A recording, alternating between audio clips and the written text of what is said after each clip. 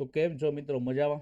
તો સરસ મજાના 2 દિવસથી ન્યૂઝ ચાલે છે બરાબર. માર્કેટની અંદર હિન્ડનબર્ગ રિસર્ચ કંપની છે, એ રિસર્ચ કંપની છે ને એ બધાના મોસ્ટ ઓફ ધી કંપનીના નેગેટિવ જે પાર્ટ હોય છે ને એને કવર કરતી કંપની છે. એટલે નેગેટિવ કોઈ પણ કંપની જો કામ કરતી હોય, પંપ એન્ડ ડમ્પ કરતી હોય તો આવા બધા ન્યૂઝ રિલીઝ કરતી હોય. તો 2023માં અદાણી ઉપર એને એવા એલિગેન્સ લગાવ્યા હતા કે ભાઈ આની અંદર કંઈક અનરેગ્યુલેશન કામ થાય છે બરાબર.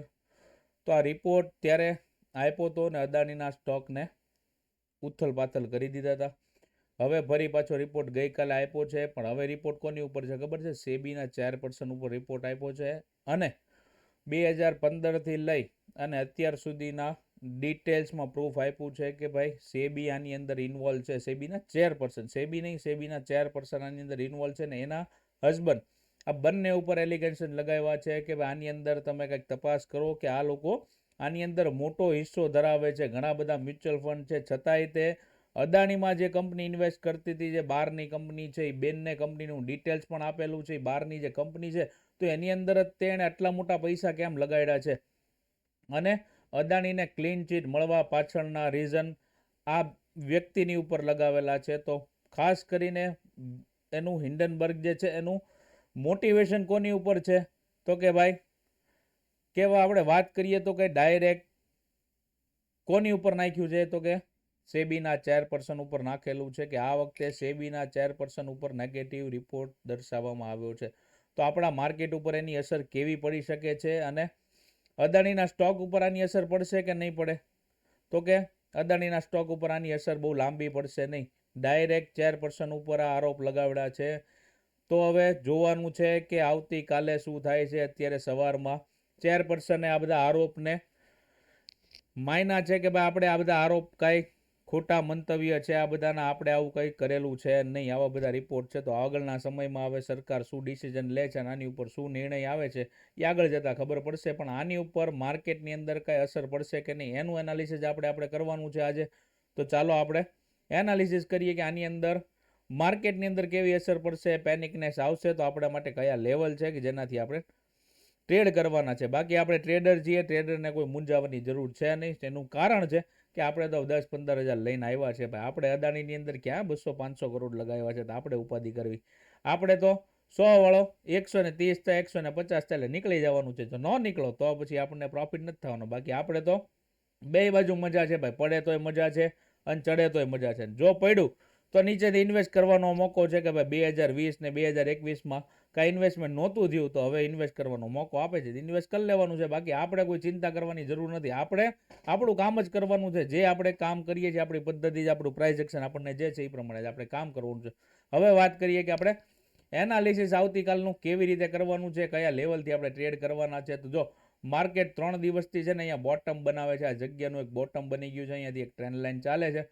તો આની અંદર માર્કેટે હોલ્ડ કર્યું છે.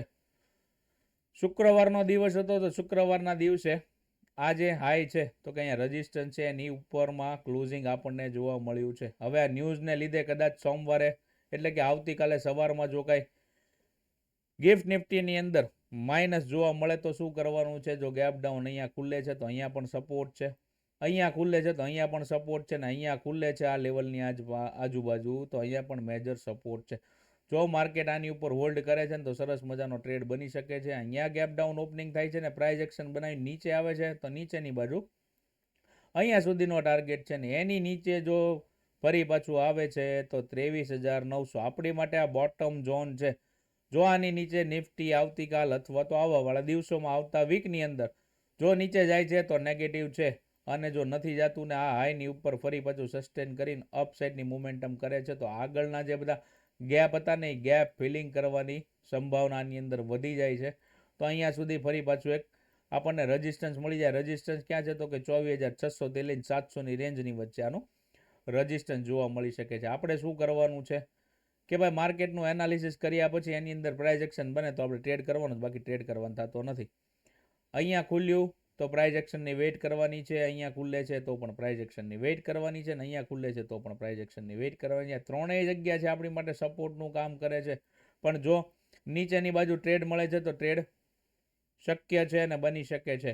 જો આની નીચે માર્કેટ નથી જતું ને આની ઉપર રહે છે માર્કેટ, તો માર્કેટમાં એક બુલિશનેસ જોવા મળી શકે છે. બાકી નિફ્ટીની અંદર કોઈ ખાસ લેવલ છે ને એવી જ રીતે બેંક નિફ્ટીની અંદર પણ જોઈએ તો બેંક નિફ્ટીની અંદર પણ બધા લેવલ એક સરખા જોવા મળે છે આપણને.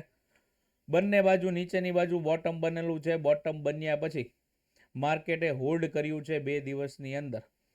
તો અહીંયા જોઈએ તો અહીંયા પણ એક બોટમ બનેલું છે 49,500નું જે લેવલ છે એ હવે આપણી માટે મહત્વનું લેવલ બની જાય છે. જો આ લેવલની નીચે માર્કેટ હોલ્ડ કરે છે તો ફરી પાછું આપણને નેગેટિવ થતું જોવા મળી શકે છે. અને જો હાઈની ઉપર બેંક નિફ્ટી નીકળે છે તો આ ગેપ ફિલિંગ જે છે એ પોસિબલ છે. ધીરે ધીરે ગેપ ફિલિંગ પણ બનાવી શકે છે. પણ ન્યૂઝને લીધે થઈને કાંઈ ઇફેક્ટ આવે છે માર્કેટની અંદર તો હોલ્ડ કરવાનો છે. આ બધી જગ્યા છે એ સાઇડવેઝ ઝોન છે, સ્કેલ્પિંગ કરી શકો છો.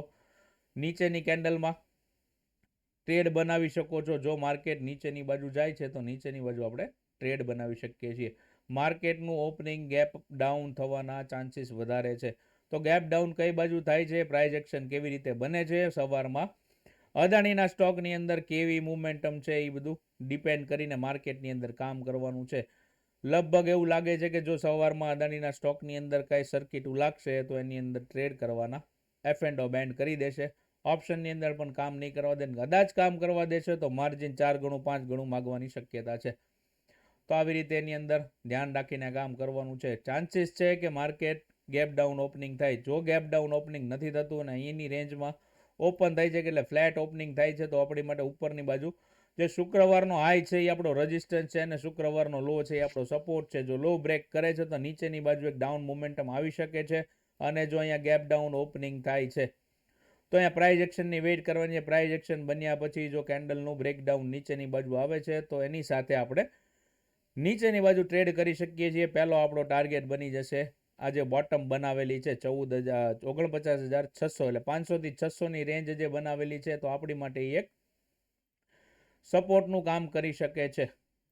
અને જો માર્કેટ સમજો કે પોઝિટિવ જ કદાચ ઓપનિંગ થઈ ગયું છે તો શું કરવાનું છે, હાઈને બ્રેક કરીને આની ઉપર જો માર્કેટ સસ્ટેન કરે છે તો ગેપ ફિલિંગ કરી શકે છે. અને જો કાંઈ નથી કરતું તો આ ઝોનની વચ્ચે હજી 2-4 દિવસ સુધી અહીંયા સાઇડવેઝ માર્કેટ રહી શકે છે. એટલે સ્કેલ્પિંગ ટ્રેડ બની શકશે, બીજું કાંઈ બનવાના ચાન્સીસ નથી. અને તમને શું લાગે છે કે આ રિપોર્ટ પ્રમાણે માર્કેટ કેવું રિએક્ટ કરી શકે છે તો કોમેન્ટમાં જરૂર કરી દેજો. અને ચાર્ટ ઉપર જ કામ કરવાનું છે. આપણે કોઈ ટેન્શન લેવાનું થતું નથી. માર્કેટમાં જે થવું હોય થવા દેજો, ચિંતા કરવાની થતી નથી આપણે. બરાબર, બધા મિત્રો સાથે વિડીયોને શેર કરી દેજો. ચિંતા કોઈ કરતા નહીં. માર્કેટના લેવલ આપ્યા છે, પોસિબલ છે કે ગેપ ડાઉન થવાના સંભાવના છે. જો બોટમ નિફ્ટી બેંક નિફ્ટી બંને બ્રેક કરે છે તો વધારે પેનિક થઈ શકે છે. ને અદાણીની અંદર જો કાલે કઈ ઇફેક્ટ આવી આ ન્યૂઝની, જો આવી તો જોઈએ, જો નથી આવતી તો વાત અલગ છે. મેઇન જે ટાર્ગેટ છે એ સેબીના ચેરપર્સન છે. આ વખતે અદાણીને ટાર્ગેટ બનાવેલા નથી. એટલે એને સ્ટોકની અંદર બહુ લાંબી ઇફેક્ટ આવે છે કે નથી આવતી એ હવે રિટેલ ટ્રેડર કાલ કહી દેશે. જો પેનિક થઈ જશે તો એની અંદર પણ સેલિંગ આપણને જોવા મળશે. ને એની અંદર સેલિંગ જોવા મળશે તો માર્કેટના કાલના જે સેન્ટિમેન્ટ છે એ થોડા ઘણા નેગેટિવ રહી શકે છે. તો ધ્યાન રાખીને કાલે કામ કરવાનું છે. ન્યૂઝ ઉપર આપણે કોઈ ફરક પડતો નથી. આપણે ઇન્વેસ્ટર નથી, આપણે ટ્રેડર છીએ. તો ટ્રેડરને બંને બાજુના ચાન્સીસ છે. નીચે જાય તો મજા આવે, દાદરા ઉતરે જાય તો ફ્રી ફોલ જોવા મળી શકે છે. ને જો નથી એવું કંઈ થતું તો માર્કેટ સાઇડવેઝ જોવા મળી શકે છે. લેવલની અંદર કામ કરવાનું છે. બેંક નિફ્ટીની અંદર આ લેવલની વચ્ચે રહે છે તો સાઇડવેઝ છે. આપણી માટે રેઝિસ્ટન્સ ઉપરનું લેવલ છે 50,700-800નું લેવલ છે એ આપણી માટે રેઝિસ્ટન્સનું કામ કરશે. અને નીચેની બાજુનો સપોર્ટ છે એ 49,500થી 600ને લઈને. તો કોમેન્ટ કરી દેજો, લાઇક કરજો, શેર કરજો અને આવતી ફરી પાછા એનાલિસિસમાં મળીએ. આવજો.